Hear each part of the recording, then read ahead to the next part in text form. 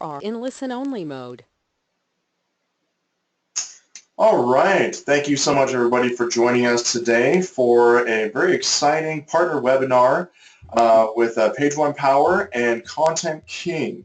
I am your host today, Colin Eggleston. I'm the Marketing Events Coordinator here at Page One Power, and please join the conversation here. Follow us at Page One Power on Twitter, and follow the hashtag P1P webinar as you can kind of join along the discussion. Today we are going to be talking about the continuous SEO process with a very special guest here from ContentKing, our very own Stephen Van Vessem. And Stephen and I are going to have a discussion today kind of talking about the integration of kind of your SEO campaign, how to kind of leverage it, how to automate parts of it, and how to kind of really make your website and your overall online presence sing. So without further ado, Stephen, I will pass the torch over to you. Hello. All right. Thank you very much, Colin. Thanks for having me. All right. So a little bit about myself. Who is this Stephen guy? So I'm a Dutch guy living in the Czech Republic, in the beautiful city Brno.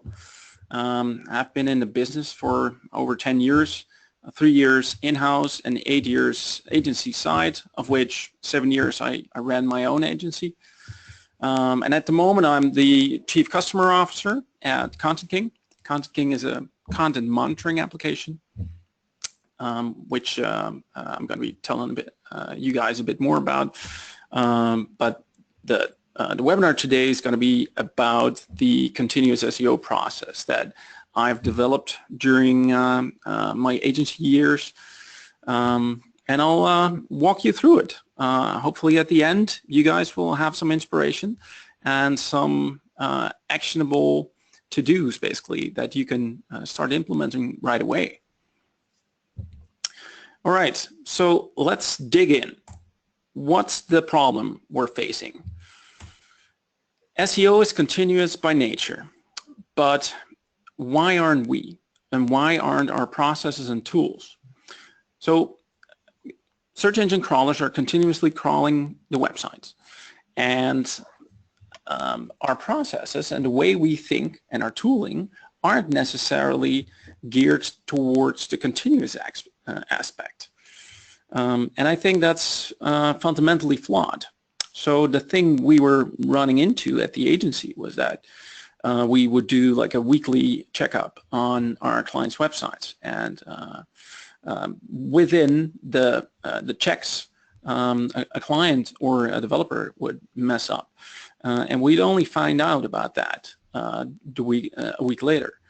And that's a problem because in the meantime, the changes were already picked up by search engines, and it had already resulted in loss of rankings, and it's not needed. We believe that you should automate what you should automate. So that's what I'm going to be talking about a bit more today. And as you're probably well aware, SEO is playing the long game. And increasingly with the latest Google updates in February and March, it's looking like Google is slowing down the whole ranking process, like crawling, indexation. They're stretching it basically, taking more time to judge who is eligible for those desired top 3 spots. Something we've seen, and I'm very curious to hear what the attendees' experiences are. But over the last couple of weeks, there were a lot of white hat sites that benefited from the recent Google updates, and black hat sites that had to see their rankings go down. And that's interesting. So SEO is playing the long game, and SEO is continuous by nature, and we should adjust our mindset, our processes, and tools. And the reality check here is that you need to forget about the like the technical, the content, and the backlinks approach to looking at SEO in general. In my opinion, SEO is about managing changes, improving what you have, and expanding on what you have. I'll let that sink in for a minute. It's basically on a day-to-day basis you may be dealing with changes in content and technical changes and link adjustments, etc., etc. But at the same time, you want to improve what you have and you want to expand on what you have. So I'll be using this framework basically to walk you through that. And ultimately, what it comes down to is if you add more structure and processes, you gain better overview and better quality assurance. And that will result in sustainable growth if you're doing the right things. So the solution in this whole discussion is basically, in my opinion, you need to automate what you can. Let machines do what they do best, so you can do what you do best. And it may sound a bit weird and cheesy, but I think like in 2017, we should be able to automate everything we need to. We should be able to use tooling for what they were meant for. So when I'm walking you through the framework, I'll let you know where I see chances for automation and where I see like some hybrid approach or when it's just manual work basically. If you automate what you automate, you can use the time you have to do all the things a computer cannot. It's often creativity, getting more and better links, writing better and more content, thinking about strategy, building relationships, and so on. I don't know about you, but I don't see computers doing that very soon.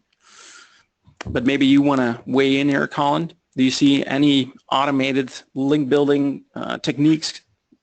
Well, it's an interesting kind of framework too, because as we're going through this, I'm also thinking like playing to our strengths is really important. And one thing that humans aren't is that we're not necessarily very efficient.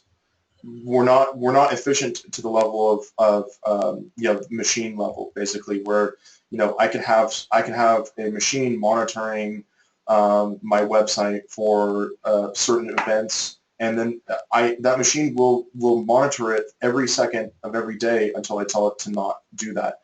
Whereas if I told if I assigned a person to do that, they would be less efficient. They'd have to take breaks. They'd have to take, So the efficiency is really playing to the strengths of automation via machines and algorithms.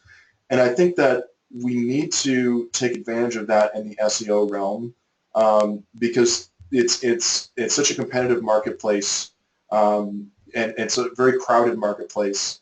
And it's very important that we take as many of those advantages as possible. And as far as link building, there's a lot of really great things that we can automate, and I know that we're going to touch on them a little bit later. But for link building, one thing that I think is really important to automate is monitoring your backlink footprint of your brand and of your website, so that you always are up to date as to new links that have been earned, either that you have earned through outreach or through great content. Or new links that maybe might raise red flags that we might need to deal with in different ways. And so I think automating that can really help with the link building and kind of with the overall health of your website. So playing to the strengths, the efficiency, I think is really important. All right, yeah, thank you very much. I couldn't agree more. And then when I think back about my agency days and doing the weekly checks, without that much automation, it would get really boring. And as it gets boring, I would be like, oh yeah, last time 10 times this was all right, and I would skip it. And then when I would skip it, there would be some issue hidden there. So it wasn't sustainable, it wasn't scalable, it just sucked. And as you mentioned, the marketplace is very crowded. There's a lot of agencies out there. Mm-hmm. You got to work smarter instead of harder. And you got to be more efficient about the way you spend your time and what you spend it on. So without much further ado, let's move on. If you don't see the big picture, how are you going to win at SEO?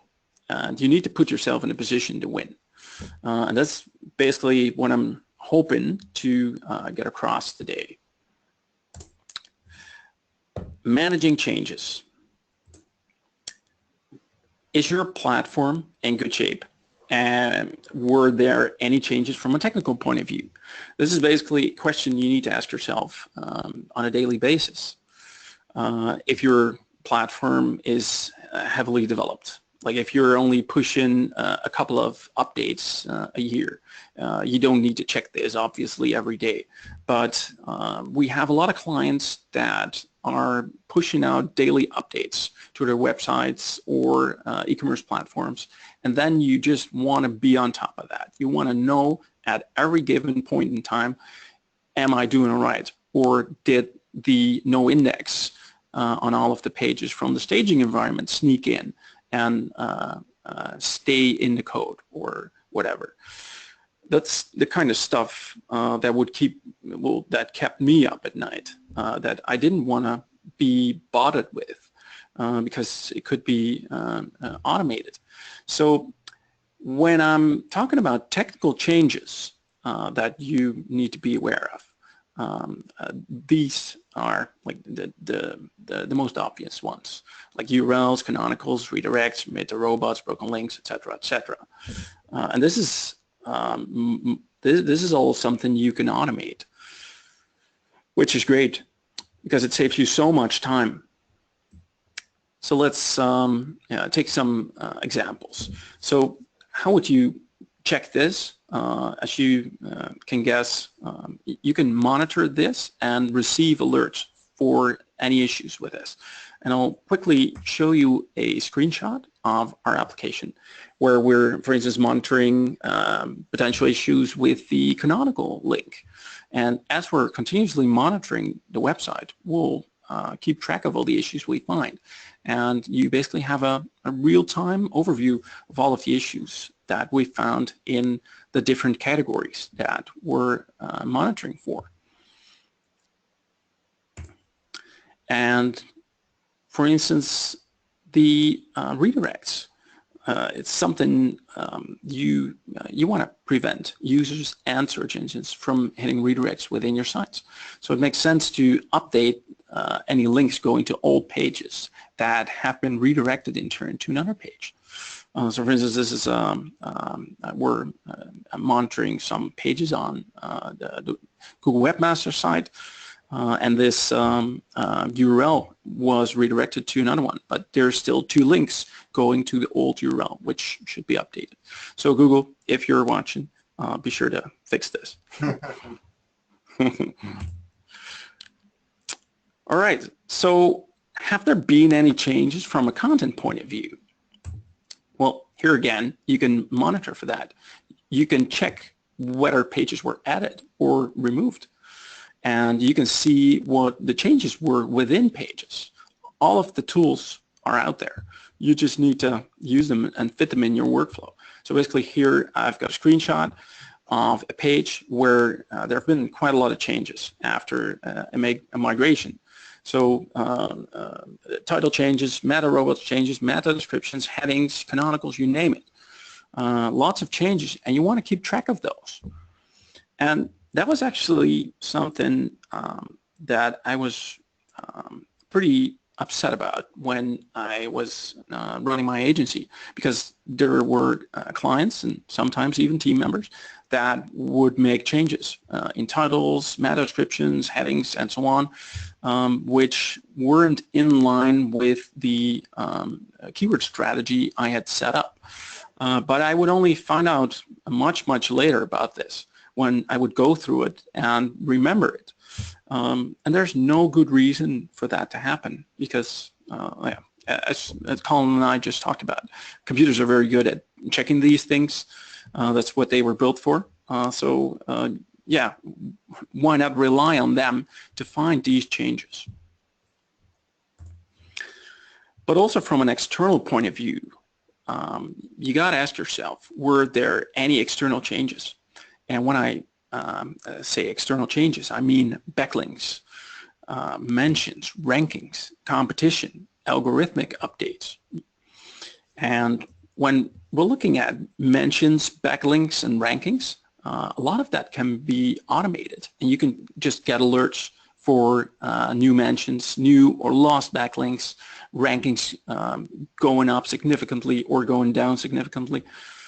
So to give you some examples, I'm using mention.net to keep track of mentions of our brand or my name.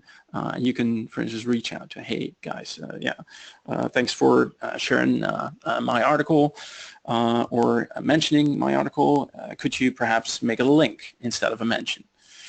And in terms of backlinks, the two main data providers are Ahrefs and Majestic, and they both send reports for the links that you gained and the links that you lost.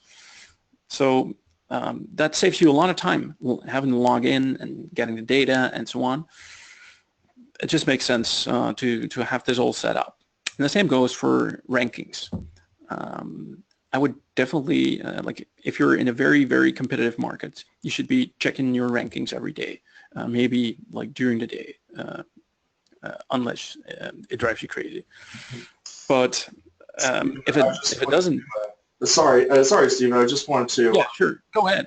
To give a excuse me, just talk about the tool mention, mention.net. It's one that I use, and I definitely recommend, and that this is not a plug, and this is not a paid plug by them whatsoever. But one thing I love about their tool that maybe a lot of people don't know, because there's a lot of kind of mention services out there. But one thing I love about their tool is that they will give you, it will detect if somebody even hyperlinks to you without even using your like any of the tracked keywords as anchor text, and so.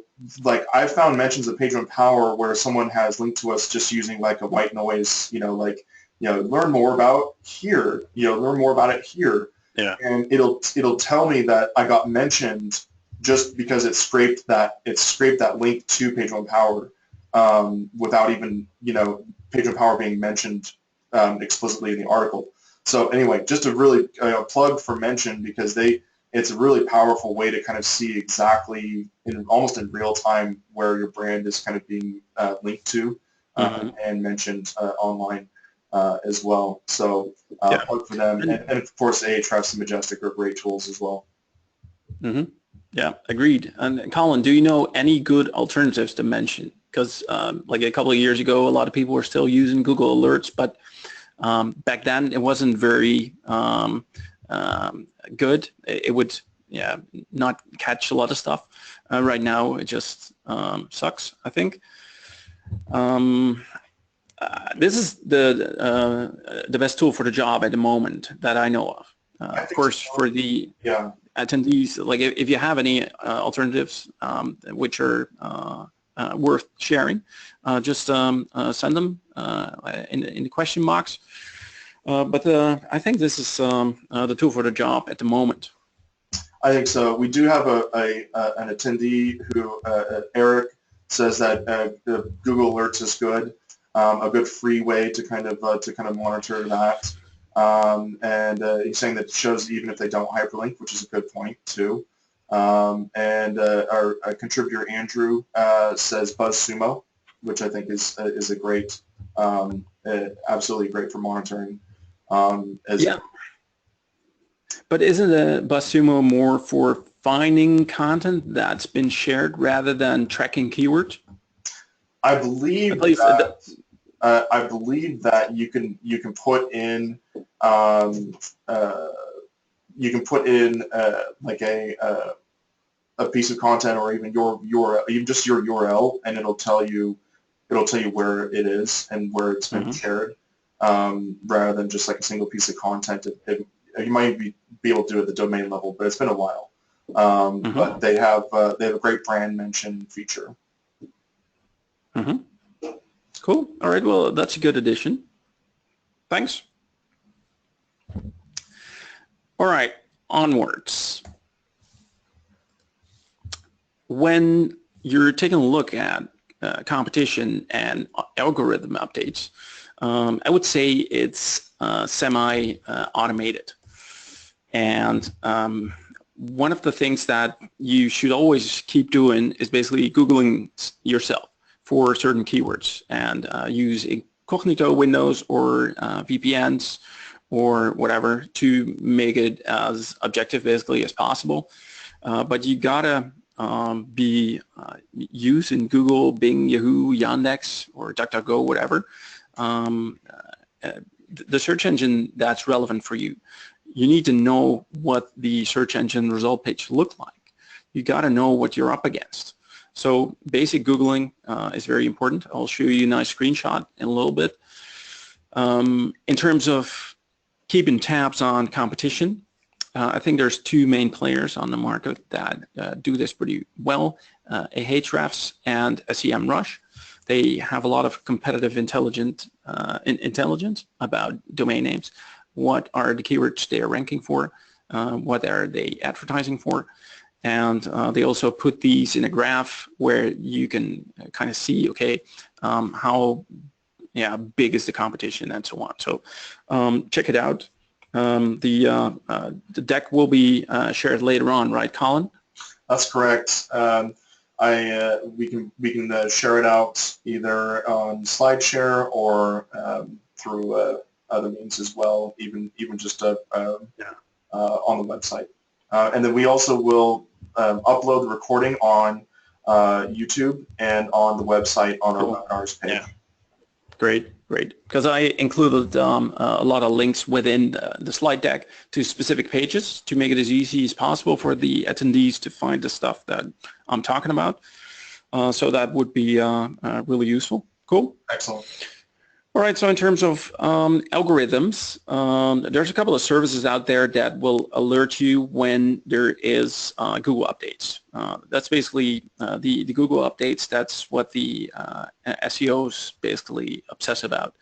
So that's what the services are meant to do, alert you when there's an update pushed out. But it's, of course, it's important to keep checking what your search engine result pages look like. So something that Google is promoting more and more within the last couple of weeks is the featured answer boxes. So for instance, here you have Search Engine Land, which is ranking 1 for the query, what is SEO? But there's actually a pretty big result above them. So are they ranking 1? Is this I don't think so. Is this hurting their click-through rate? Definitely. So it's important to know what you're up against and how the competitive landscape is changing. And part of it can be automated, but part of it remains your job as a person to check. All right, so we've looked at changes from a technical point of view, from a content point of view, and from an external point of view. Let's look at improving what we have right now. How can you improve crawling and indexation of your website? So this is, again, a semi-automated approach. And I've included some screenshots, for instance, from Google Search Console, where you see crawl errors from Google. And Bing Webmaster Tools has the same thing. It's always good to get second opinions on these things. So be sure to verify your site in Bing Webmaster Tools as well, and regularly check it because they crawl differently and they report on different things. You'd be surprised what you find there. And in Google Search Console, Google will also report on the quality of the XML sitemaps. So it's really important to know the degree of indexation of the URLs, for instance. So if you've got an XML sitemap with 10,000 URLs and only 3,000 are indexed, you have a crawl budget problem. Search engines don't have enough time or don't give you enough time to basically find all of the pages. So these are very interesting and easy steps to go through to kind of get a feel for the crawlability and indexability of your website. That's also where ContentKing comes in terms of crawlability. We will just mimic search engine robot behavior and give you feedback on how that went and how we continue to see your website. So we continuously check for any issues going on. So for instance here, we're looking at the XML sitemap issues, check in whether all of the pages that are in there are indexable really, and whether there are some indexable pages that are missing, etc., etc. Mobile usability. Is your website mobile friendly, basically? Yeah, Google has like a pretty advanced check for that. If everything's okay, you'll get the checkbox. If it's not, you'll get a report there. Very useful to check, especially when you're making design changes, of course. Bing Webmaster Tools has a similar feature. Very useful to check that as well, because as I said, they will check these things differently based on, not based on all the same criteria. So that's a good one to check as well. And let's look at content improvements. So how can you get more traffic from your existing content? It's mostly a manual process. So for instance, your positions need to improve. What can you do? A no-brainer, include the keywords in titles, headings, and body text. Build internal and external links to the pages in order to improve your positions, your rankings. And say you have good positions, but you have a low CTR. What can you do? Improve titles and meta descriptions, implement rich snippets, for instance, for reviews or whatever. Everything you can do to stand out with your result and basically separate you from the competition, basically. And let's say you haven't made any changes to content, but you see that the organic traffic is decreasing. Could it be that the pages have low engagement and bad UX? Is the content stale? Hasn't it been updated in a while? I think we all know that search engines like content that's regularly refreshed and updated. It's something that has become more important over the last 1-2 years, I would say.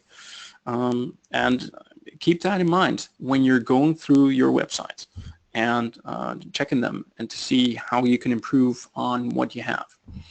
And something that that's not in the slide deck, but that's very useful to take a look at as well is all of the content you have on your website really needed, or do you have some content that you may very well remove and no one would really care?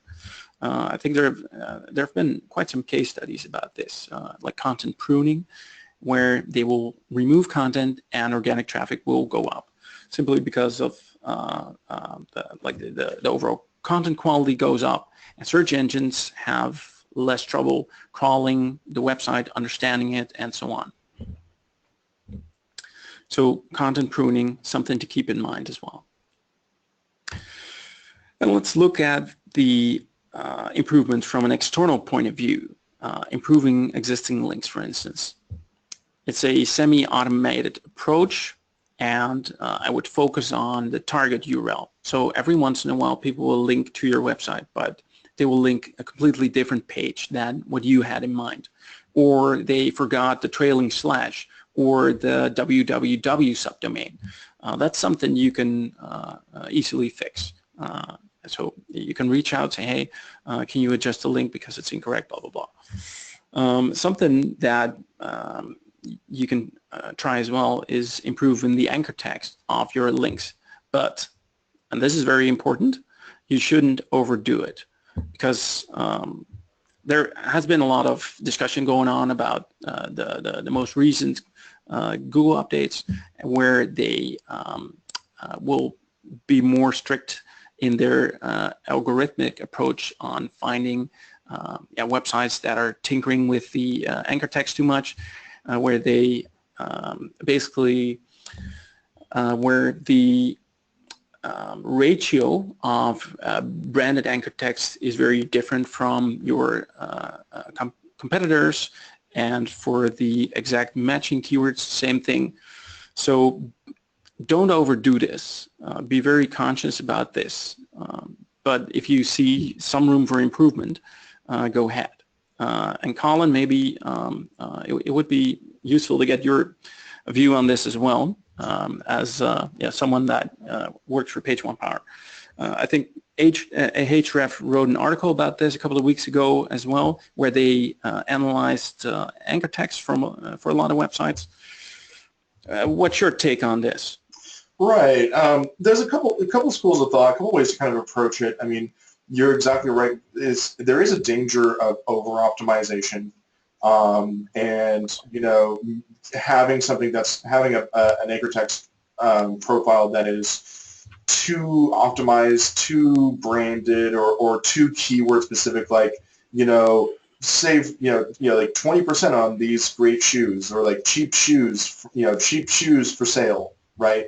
And so we can definitely you can overdo it, and there's risk there.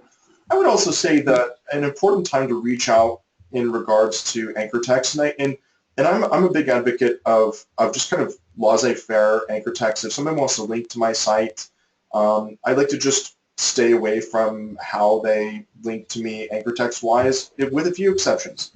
One is if maybe they spell, or they write my brand name incorrectly, or maybe spell my name incorrectly, or maybe spell. So if there's just a straight up error, then I might reach out to somebody and just kind of ask them to maybe kind of correct it or whatnot.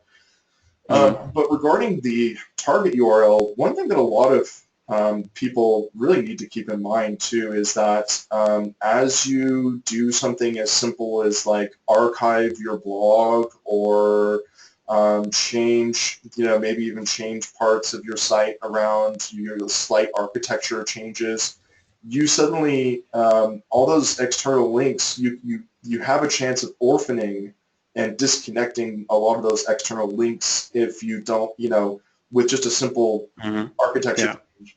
And then you basically lose all that equity in an instant, right? And so I think being conscious of that is really important. So this is kind of my take on those 2 points as well. But anchor text is kind of like the third rail of a lot of link building efforts too, because you can really overdo it and maybe cause more harm than good too. So exactly. And I think the like how far can you go in terms of anchor text optimization really depends on the industry you're in as well.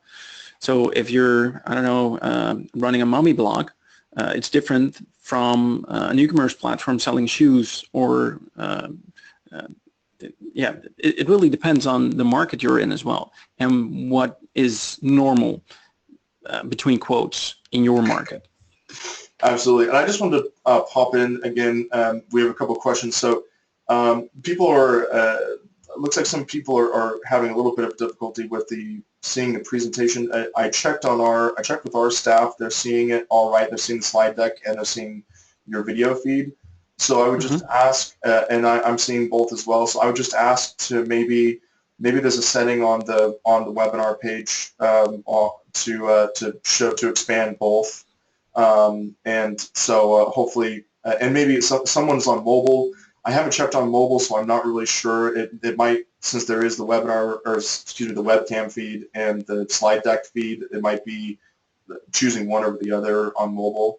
And then we actually had a question too, a couple slides back. What is CTR? CTR is click-through rate. Is click-through rate, CTR. Yeah. And definitely an important metric to kind of see, to be able to gauge your website's performance there. So just wanted to address. And it's basically the percentage of people clicking on your result. So say 100 people look at your result, but only five people click on it. You have a click-through rate of 5%. Mm-hmm. And then Steve, what is can you give out the URL of your website? We had a question about that as well. All right. Yeah. So it's www.becontentking, becontentking.com. And on the Page One Power, if you go to our resources section and there's under the webinar section there, we actually have a direct link to Steve's site as well, so you can get the direct. It's included at the very end of the presentation as well, and I've included relevant links within the slide deck. Excellent. Yeah. Well, that's all for now. Let's carry on. All right. Cool. So, yes, you actually already discussed this point, Colin. Basically, yeah, when you're making changes in the architecture of your website, you may change it, and links will break. External links going to it or internal ones, but yeah, the internal ones you can fix easily. But the external ones you got to reach out for or implement the redirects, which ideally you would avoid. But if it's a matter of winning back most of the link equity versus not having any, of course you want to win back as much as you can.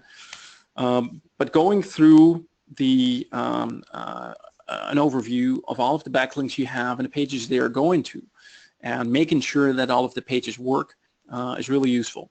And especially when you're starting working for a new client, I would start with this when it comes to links.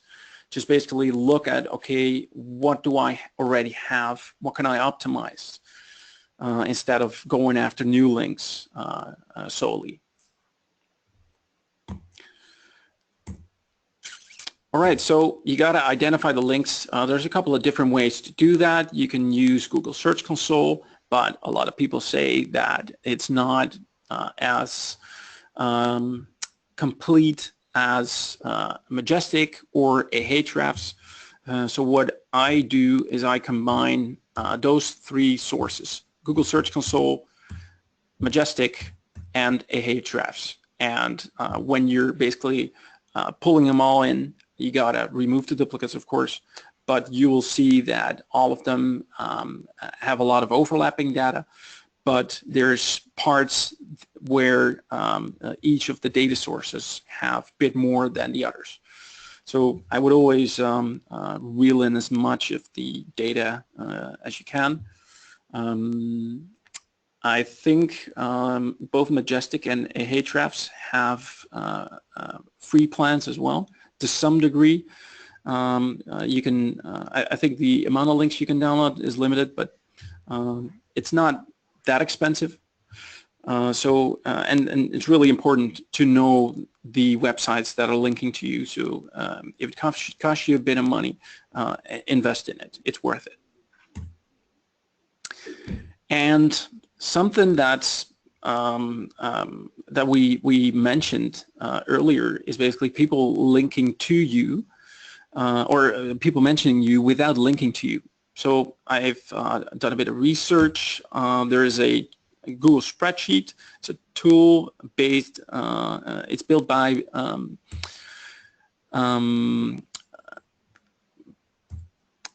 the guys from Rank Tank and Build Visible, and they basically put it together. It's scraping Google and checking for all of the mentions of your website where it's not linked. It's free. You can just create your own copy. It's linked in the slide deck as well. So take a look and see what's in there. could be a couple of links that you could get from there. All right, so the next section we're going to be looking into is expanding on what you have.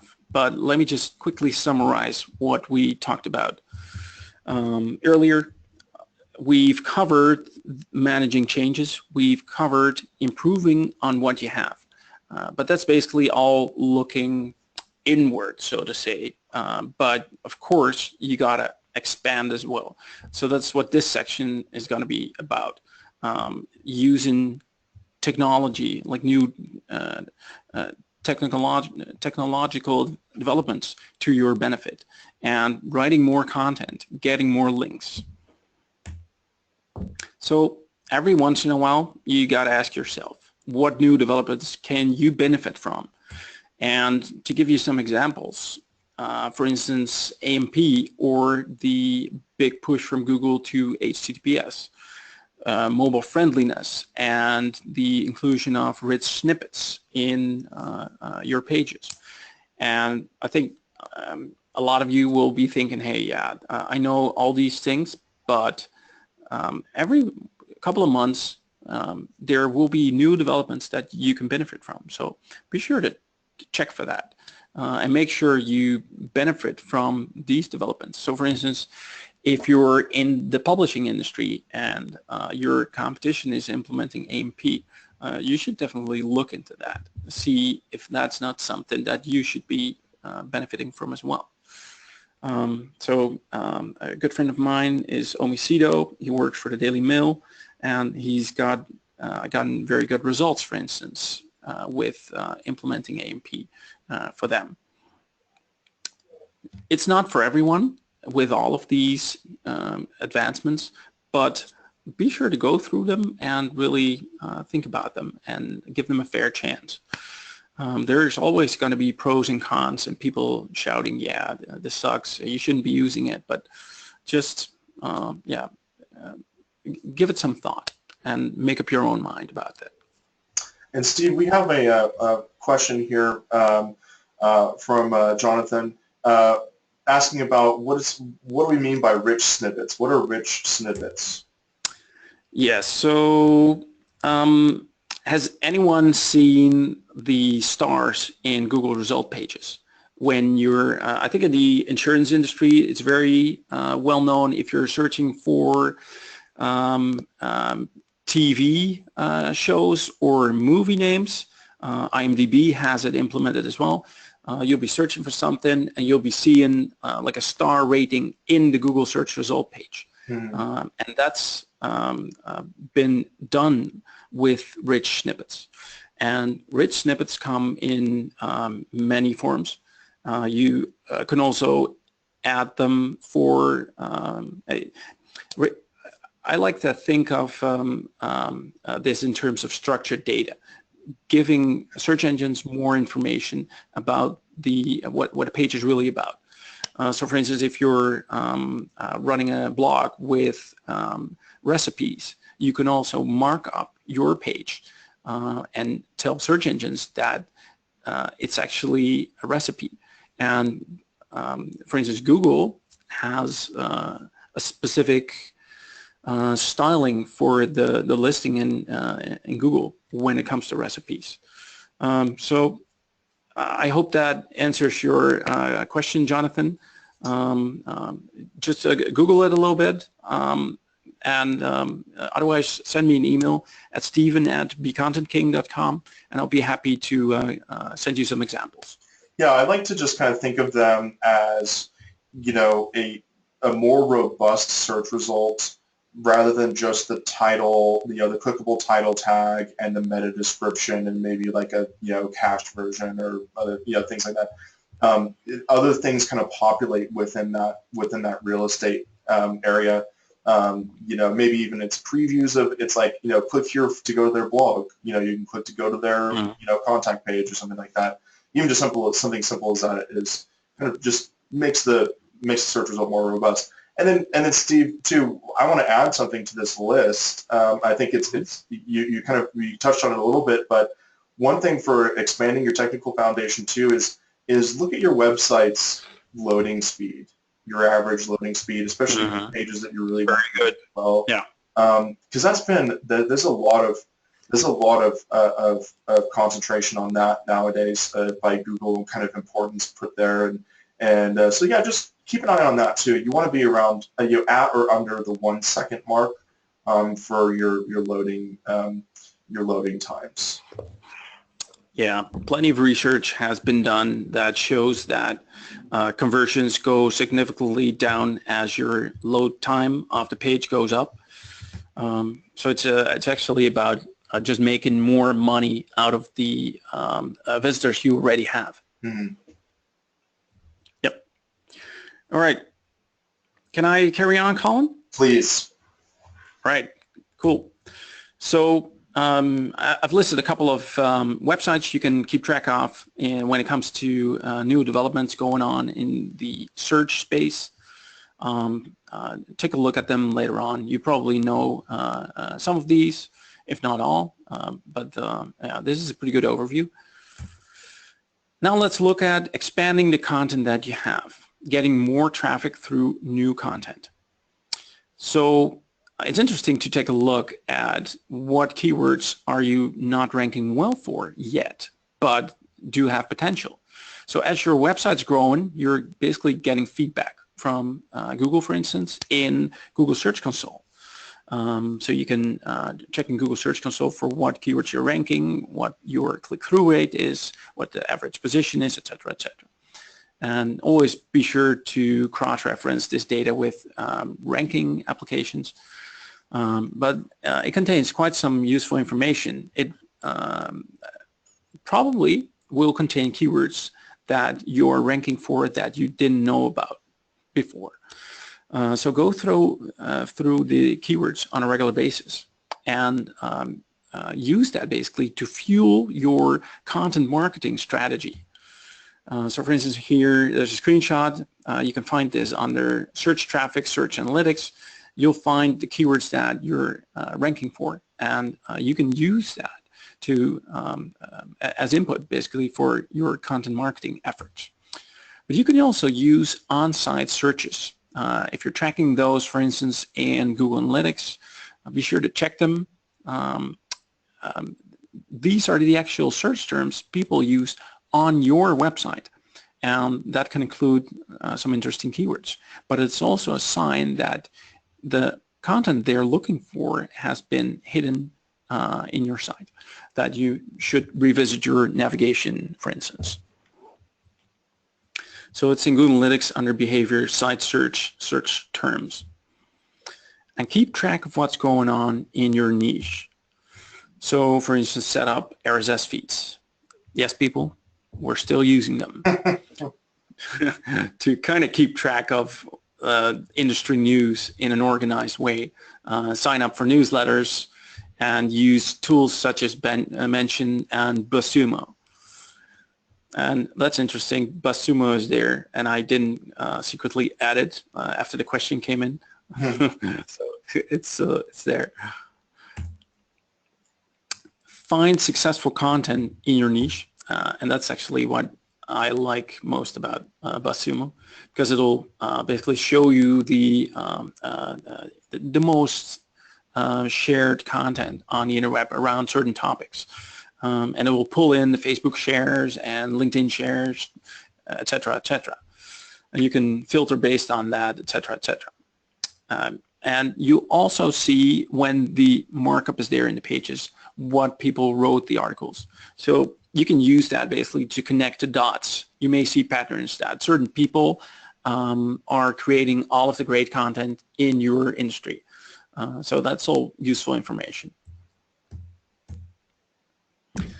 Using competitors to find keywords that, for instance, you aren't ranking for, but they are. So as I mentioned earlier, SEMrush has a lot of competitive intelligence data when it comes to this. So you can see who ranks for what terms. The same goes for Ahrefs. They have a lot of data there as well. Those are the two main players when it comes to this information. Find out what works well for your competition. And one way to do that, for instance, is using social bearing to see what tweets have performed most, gotten most of the shares, likes, etc., etc. You can use all of that to basically get inspiration for the content that you can produce yourself. And I'm not advising you to copy that one-on-one, of course, but you can use that to get inspiration and then take it from there and create your own strategy around it. You can run a content gap analysis, basically looking at, okay, these are my competitors, what keywords are they ranking for, and my website isn't, basically. Very useful to check out. It's part of the Ahrefs tool. And then we're coming to expanding all of the external signals. And when it comes to external signals, mostly links, you got to have a strategy in place for that. And this is, of course, something that Page One Power does. They make a living out of this. So Colin, if you have anything to add, or just let me know. This is, to a high degree, a manual approach. It's crafting the strategy around being interesting and basically being someone within the industry you're in. And there's a lot of tactics to go about. I've listed a couple here. Some of them are around for 10 to 15 years, such as partnerships or PR, sponsorships. But as the SEO industry evolves, as the internet evolves, different strategies come up. So go through this on your own. I've included some resources on link building as well. Colin, you probably have some as well. So if you have anything to add there, some section within the website that contains this, feel free to let me know. Yeah, and our Linkerati, our blog called Linkerati, is a great resource. We're always sharing the latest and greatest tools and techniques and strategies for link building, and a lot of these are actually covered here as well. I think the most important thing is, with link building too, is kind of understanding your audience, understanding your, understanding who's buying from you or potentially buying from you, and really understanding them and kind of appealing to them and sharing great things within that marketplace. And that's a great way to kind of earn links as well. Through like you have their partnerships, through participating in the communities and things like that. So it's people you're raising that awareness, and is a great way to kind of help boost link earning. Yeah, definitely. And like earning links is a lot about psychology and creativity, and you got to understand what makes people tick, basically, and then you'll figure out how to get the links. And this is something that a lot of companies struggle with, something that's hard to outsource. I'm very happy that there's companies like Page One Power out there that specialize in this and help companies do this, basically. Yeah, we are too, and it's a wonderful part of the kind of the online marketplace, the online marketing landscape, and part of the SEO kind of the SEO landscape as well.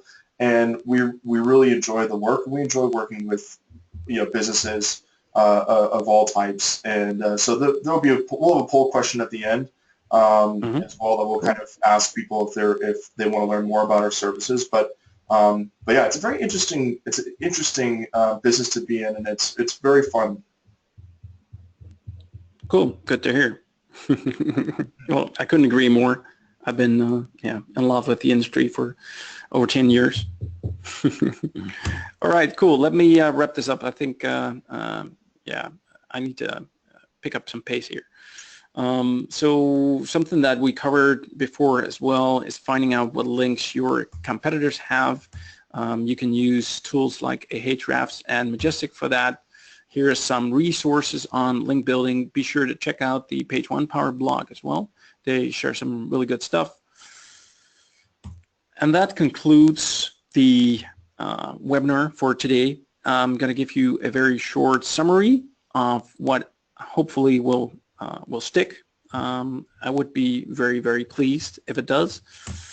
So the nature of SEO is that it's continuous, and we don't have a continuous mindset. Our processes aren't continuous and our tooling isn't continuous. But really, there's no good reason for it not to be. So that's something we have to improve, and we have to adapt. Forget about the technical, the content, and the backlinks approach, but think in terms of changes, improving what you have, and expanding on what you have. That'll lead to structure and processes, overview, and better quality assurance, and in turn to sustainable growth. And to give you like an example, you can make a schedule like this for yourself and say, okay, I'm going to be in a very competitive niche. I got to be looking at the changes on a daily basis, improving on a weekly basis. I just plan link outreach and content production, etc., etc. Yeah, just take whatever I mentioned today and make it work for you. I don't have a blueprint that works for everyone, but just you'll know whether you need to check the technological changes to your platform on a daily basis or on a bi-weekly basis, or maybe once a year. Depends on all of the changes that you're seeing that are pushed down. All right, thank you very much for your attention. Yeah, you can find me on www.becontentking.com, or if you search for my name, you'll find me on Twitter, LinkedIn, etc., etc. And if you have any questions, yeah, I'd be happy to answer them. Excellent, and thank you so much for the wonderful presentation.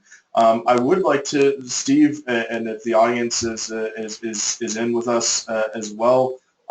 I know we have about 2 minutes before the hour, but if you want to stay for maybe 5-10 minutes, of course, yeah, definitely. And we do have some questions I'd like to address, and just kind of make sure. So if anyone else in the audience, again, thank you for hanging in with us. And if you have any questions that you'd like us to get to now, please submit them as well. So to kind of go back a little bit, and we have a question. Let's see, just kind of scrolling through. Luckily, we've got participation has been great, so I really appreciate it, people. Cool. Thank you so much. I'm humbled. So we have a question from John, and he's asking about what's the thought on curation, trimming, daily style type blogs? Do you take low traffic posts and change them to no index, or do you actually need to remove the posts? So how would you approach that, Steve? All right, so they're low traffic posts. I would look at potential cannibalization when it comes to keywords.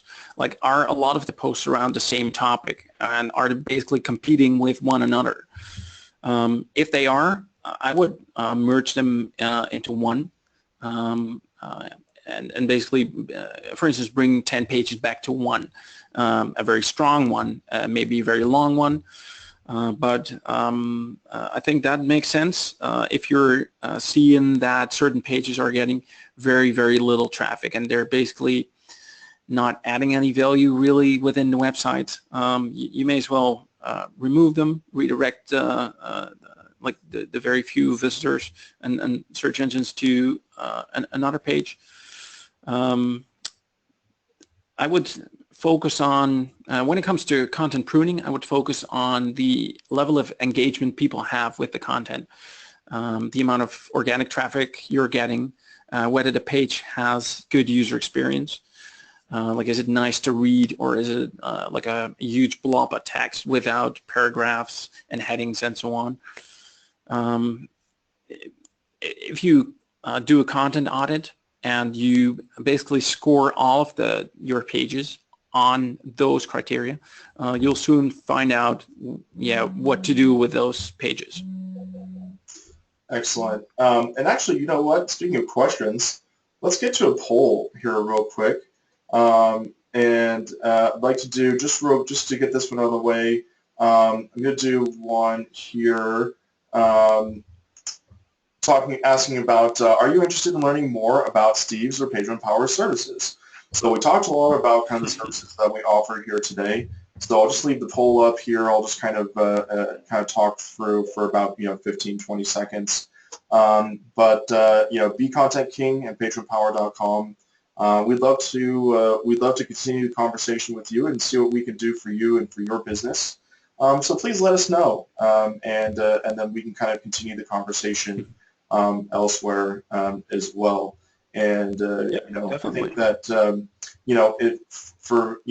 what's interesting about kind of our two kind of businesses, kind of our brands, is that Steve, yours, dare I say, is a good complement. Like I think we're very complementary with being able to kind of monitor and concentrate on good content. Yeah. While we kind of help, at Page One Power, we use a lot of content to help earn links. And so I think that's a really good kind of partnership there. So about 5 more seconds on the poll. 4, 3, 2, and 1. Thank you so much, everybody, for participating in the poll. Excellent. And so moving on to the next question here. So we have a question from Cecilian. Asks, have you ever ranked on a first page for a specific keyword using only anchor text or external backlinks? That's a question for the ages, kind of. That's a very interesting one. What will be your take on that, Steve? Yeah, I have. That's very well possible. So you're basically the situation was it was a shitty website, but that doesn't mean that like you're destined to lose in the whole SEO game. It's certainly not helping you, but it doesn't mean you have to. You're going to lose. So a while ago we did a project for a client, and they said, we can't make any changes to the platform. So you're going to have to work with what we have. And as you gain more and more links, you'll see your rankings go up. And the links give contextual relevance as well. It's very well possible, but I would never recommend it. Yeah, that's exactly kind of my take. Is I would say external links and anchor text with that's kind of in your game plan for the words that you want to kind of emphasize. But the other piece of that puzzle is really kind of making sure that your site is well curated for SEO. It's performing well. It's crawlable. It's good user experience. It loads quickly. So there's the whole other part that we want to concentrate on too. Exactly. So we had a question from Dave asking about a particular slide. Dave, I'll make sure that the slide deck is available. So just and so that we can kind of have the whole so you can kind of have the whole slide deck available either through a link from Page One Power or on SlideShare or both as well. John mentions that Feedly is a free way to view RSS feeds. Very good. Definitely. It's great. Still been. I actually use Feedly, so that's a very good addition. Yeah. And then let's see.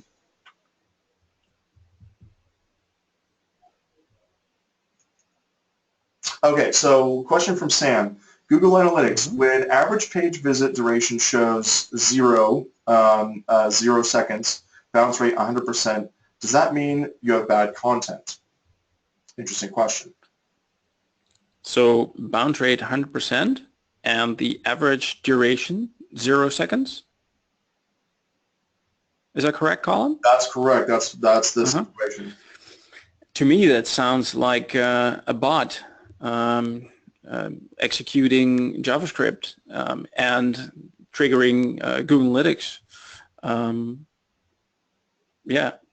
I think so too. I was going to say a bot. I don't think those are Oh, sorry. real. Yeah, I don't think that's real like visitor data. I think, yeah, that's probably analytics getting messed up by bots. Absolutely. It sounds like that page is maybe being pinged by some sort of automated, either like a scraper or something like that. Yeah. Or it's the other definitely thing something to look into. Definitely look into it. I would also say it could be a technical issue because maybe someone's clicking onto that, someone's trying to click onto that page and the page is trying to load, but maybe something else blocks it from loading or sends the user to somewhere else. So I would look into that. That's not normal. Yeah. How can you tell, a question from Brian, how can you tell which links you should disavow? Do you have to use a paid tool like Majestic? Steve, what do you think? Yeah, well, that's a really good question. And I think depending on who you ask, you'll get a lot of different answers. I would use the disavow tool to get rid of the really dodgy links. And when I say dodgy, it's usually very unrelated to the business you're in. It can be very well links from far, far away. Like it makes sense to go through the links you have on a regular basis. I think it's really, really hard for tools to automatically decide what paid links are toxic and which ones are not. It really depends on the market you're in and the country you're in. So for instance, I am Dutch, so I know the Dutch interwebs very well, and we have these sites that are basically big link directories, and it's actually maintained very well. It's a high quality link in a lot of cases, but automated like tools that run automated checks on that will flag it every time. So I think it's really hard to use a tool like that to automatically determine what's toxic and what's not. And I hope that answers the question. Absolutely. The other thing I would just look at your backlink profile and go line by line. And you might, this is resource intensive, but going line by line, looking at this, exploring those URLs, clicking on them, following where they go, who's linking to you, what page is linking to you, and ask yourself two questions. Did I earn this link through like manual outreach or through a, someone organically being generated through content or whatnot? Or is this link one that showed up through automation outside of a user control or something like that through a bot or whatnot? And and just look at those two things, and then you can disavow as you may, and kind of go through there, but really kind of explore it line by line is a good way to do it. And it looks like so we have one last question here from John. I've got one more thing to add, Colin, yes. about disavowing. Yes. It's important to understand that with the update, I think it was in October or November last year, the Penguin algorithm became part of like the general Google algorithm. It was real time, and they basically switched over to discounting the toxic links rather than really penalizing it. But when you disavow, like they will not be taken into account. So what I'm hearing a lot is that people are very strict about their disavow process, and they usually cut away too much. So Colin, what you said, go through them line by line, check each page, each website. I think that makes sense. And I would only cut away the real dodgy stuff, because some of the gray area may be helping you. Absolutely. And then we have one last question from John Yep. here. What's the best tool for tracking Google rank of specific keywords and landing pages over the long term? He says that Google Search Console only has a 90-day window. Yeah. What do you typically use? What do you where do you go for that? I think there's a lot of tools out there that do this really well. Like for me personally, it's important to handle large data sets, like a couple of thousand keywords, and I want to group those. So I'm pretty happy with AWR and with SEMrush in terms of ranking.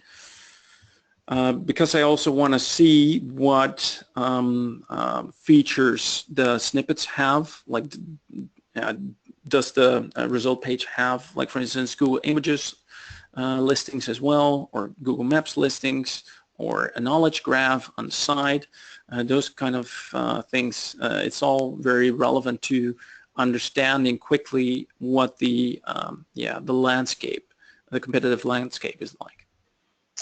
I would also, I like to look at SEMrush for this data too, and kind of look at rankings, and it kind of helps me see how my competitors are doing as well, what pages they have that are ranking, and what keywords that they're known for. So I typically use, I'll go to SEMrush, but it's also, it's really hard to get a super accurate snapshot as well of exact, what am I ranking for exactly right now at this moment. Mm-hmm. Because there's so. I don't think such a thing exists anymore. Right? Because I know. it depends on so many factors. And I think there's a ton of tools out there that do a really good job at rank tracking. So I would advise you to basically check out a couple. I think all of them will have some free trial, and you can get a feel for it, and then make up your mind. One other that comes to mind is SERP Book. It's SERP Book. That's another one that a lot of people that I talk to are quite happy about. So just do some Googling. You'll probably find some posts with like the 20 best ranking tools, and try a couple. Well, Steve, I thank you so much for your time today, and for a wonderful presentation. Everybody, we didn't quite get to all the questions, but we do need to wrap it up here right now. But any questions that that we did not address on air, we can take and address those manually offline. Sure. As well. So again, everybody, thank you so much for attending our webinar today. Please join us for next week. We have our webinar. It's a Patreon Power webinar with our own Colby Stream. We'll be talking about setting client expectations. So please join us for that. Be on the lookout for that. Again, Steve, thank you so much for your time today and for working with us. And everybody have a tremendous week. Yeah. Oh, thank you very much, Colin, for having me. I enjoyed it a lot, and hopefully I can be on one of the next webinars. That just depends on how much chocolate, handmade European chocolate makes it our way. Maybe we can talk. No, absolutely, man. It's been great. It's been great talking with you today, and we look forward to working with you in the future as well. Cool. All right. Likewise. Thank you very much. Thank you. And have a good day. Take care. Ciao.